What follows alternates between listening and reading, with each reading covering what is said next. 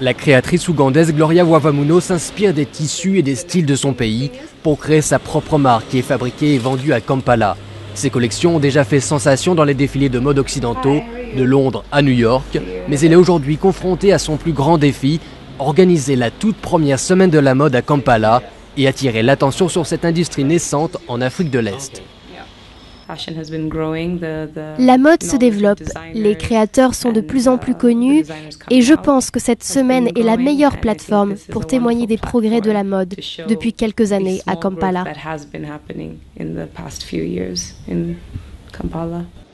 Dans les coulisses, un groupe de jeunes mannequins se prépare. Dernière touche pour le maquillage, avant un défilé aux couleurs éclatantes.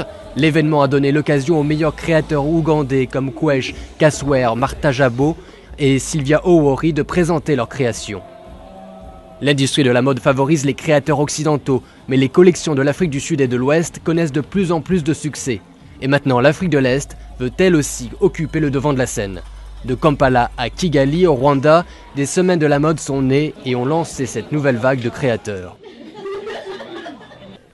Nous pensons que l'Afrique de l'Est est un marché à peine exploité. L'économie de l'Ouganda et de beaucoup d'autres pays de l'Afrique de l'Est est en croissance hyper rapide. Donc il y a une opportunité forte pour la mode en ce moment dans cette région. Malgré le kaléidoscope de collections qui émerge, il reste du travail. Assurer le contrôle de qualité, respecter les délais, développer le réseau de production nécessaire pour que l'industrie soit prise au sérieux. Pour le créateur Edouard Sampa, la réponse à ces problèmes tient en quelques mots. Penser global, agir localement. Mais il avoue qu'il n'est pas évident de convaincre les gens de la qualité des produits ougandais. Une fois que tu as une industrie qui crée pour le marché local et des gens qui achètent, tu crées une espèce de fierté pour le fabriquer en Ouganda qui n'existe pas vraiment ici.